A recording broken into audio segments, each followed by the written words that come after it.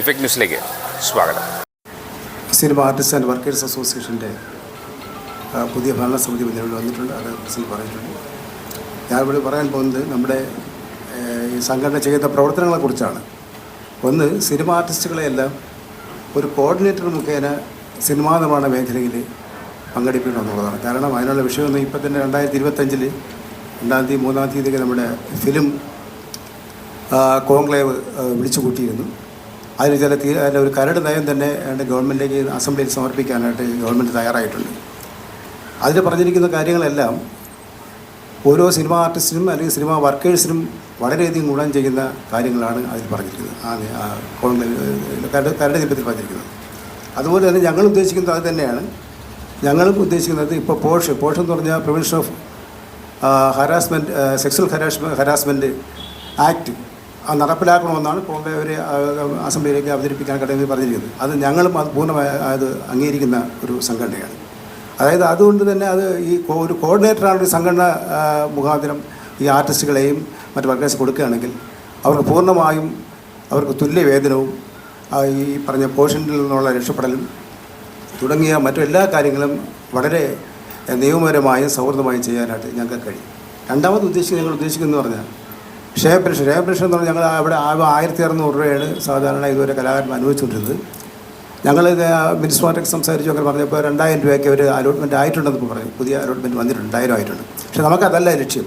ഇന്നത്തെ ജീവിത ശൈലിയും വിലക്കയറ്റവും മറ്റെല്ലാ കാര്യങ്ങളും ആലോചിച്ചാൽ 2000 രൂപ എന്ന് സാറിന് ഒരു പെൻഷൻ കിട്ടിയ ഒരു കലാകാര സംഘടന വളരെ ബുദ്ധിമുട്ടാണ്. കാരണം ഈ കലാകാരന്മാർ വെറും സിനിമ അഭിനയം മാത്രമല്ല അവരുടെ ജീവിതം അവർ പലരും കൂലിപ്പണിക്കും അല്ലെങ്കിൽ മറ്റുള്ള എല്ലാത്തരം ജോലികൾ ചെയ്താണ് യഥാർത്ഥത്തിൽ അവർ ജീവിതം പറ്റി പോകുന്നത്. എന്നും സിനിമയില്ല, എന്നും ആർട്ടിസ്റ്റ് വർക്കുകൾ പലതും ഇല്ല.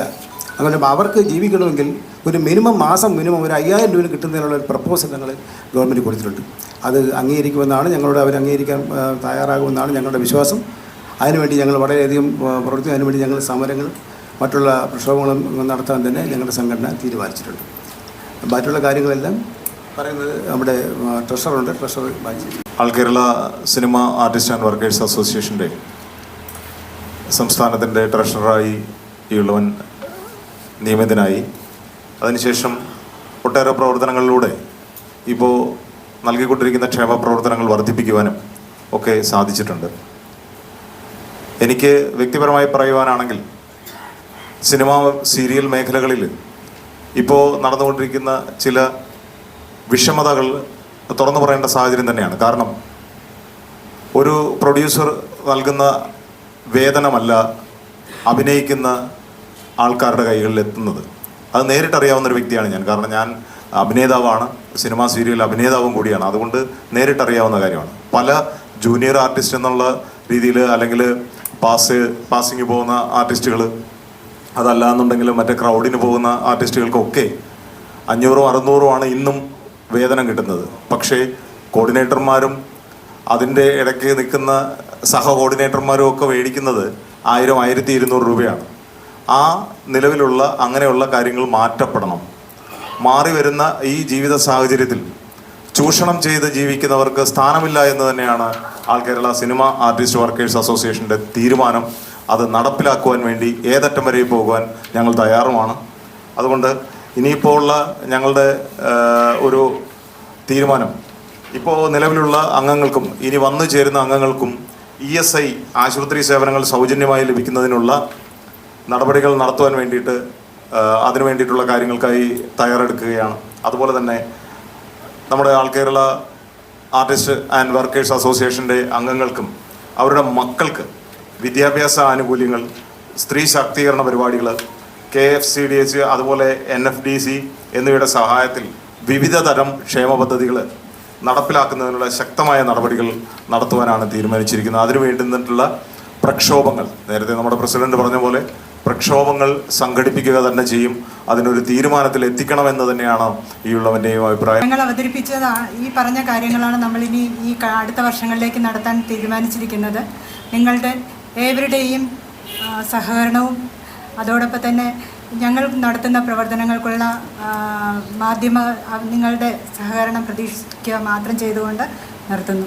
1990 ഞങ്ങൾ ഇവിടെ തുടങ്ങി വെച്ച ആ സംരംഭം ഇന്ന് 2026 കടന്നുകൊണ്ടിരിക്കുകയാണ്. എന്നിരുന്നാലും മാനസികമായി നമ്മുടെ ഒരു ഉന്മേഷത്തിലല്ല. കാരണം ഇന്ന് നമ്മുടെ ഈ സിനിമാ സംഘടന ആൾ കേരള വർക്കേഴ്സ് അസോസിയേഷൻ്റെ സിനിമാ ആർട്ടിസ്റ്റ് വർക്കേഴ്സ് അസോസിയേഷൻ്റെ സംഘടന നല്ല ബൃഹത്തായ സംരംഭങ്ങൾ കാഴ്ചവെച്ചിട്ടും നമുക്ക് വേണ്ടുന്ന രീതിയിലുള്ള ഒരു സഹായവും ഗവൺമെൻറ്റിൽ നിന്നും ഇന്നുവരെയും കിട്ടിയിട്ടില്ല. പല പ്രാവശ്യം നമ്മൾ പ്രതിനിധികളെന്ന നിലയിൽ ഭരിക്കുന്ന ഭരണകർത്താക്കളോട് പോയി സംസാരിച്ചിട്ടുണ്ട്, മെമ്മോറാണ്ടം കൊടുത്തിട്ടുണ്ട്. പക്ഷേ 1000 രൂപയെ കിടന്നത് ഇപ്പോൾ 1600 നിൽക്കുന്നു.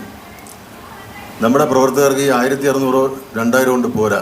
കാരണം ഇന്ന് നിർദ്ധരായ കലാകാരന്മാർ അധിവസിക്കുന്ന ഒരു സ്ഥലമാണ് കേരളം. അപ്പോൾ അവർക്ക് മിനിമം ഒരു 5000 രൂപയെങ്കിലും കൊടുക്കണമെന്ന് സംഘടന പല പ്രാവശ്യം ആവശ്യപ്പെട്ടിട്ടുണ്ട്. ഇപ്പോൾ നമ്മുടെ ബഹുമാനപ്പെട്ട സജി ചെറിയൻ സാറിനെ പോയി കണ്ടിരുന്നു. അദ്ദേഹം വാഗ്ദാനം തന്നിട്ടുണ്ട്. അതെപ്പം നിറവേറ്റുമെന്നുള്ള അറിയാൻ പറ്റില്ല. എന്നിരുന്നാലും ബഹുമാനപ്പെട്ട മാധ്യമപ്രവർത്തകരോടും ഇതിൻ്റെ സംഘാടകരോടും പറയുകയാണ്, നിങ്ങളുടെയും കൂടിയുള്ള സപ്പോർട്ടുണ്ടെങ്കിൽ മാത്രമേ ഈ കലാകാരന്മാർക്ക് മുമ്പോട്ട് പോകാൻ സാധിക്കൂ.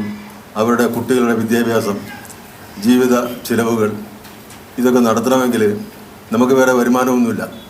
60 വയസ്സ് കഴിഞ്ഞാൽ അല്ലെങ്കിൽ 70 വയസ്സ് കഴിഞ്ഞാൽ പിന്നെ റിട്ടയർമെൻറ്റാണ്. എവിടെ റിട്ടയർമെൻ്റ് എന്ന് പറയാൻ പറ്റില്ല. എവിടെയെങ്കിലും പോയി അവർ കാലശേഷം മരണപ്പെട്ടു പോവുകയാണ്. ആ മരണാനന്തര ചടങ്ങിന് പോലും ഈ സംഘടനയുടെ പേരിൽ ഒന്നും കൊടുക്കാൻ പറ്റാത്തൊരവസ്ഥയാണ് നിലനിൽക്കുന്നത്. അപ്പോൾ 1990 തുടങ്ങി എല്ലാവരും നല്ല ലെവലിൽ കൊണ്ടുപോയതാണ്.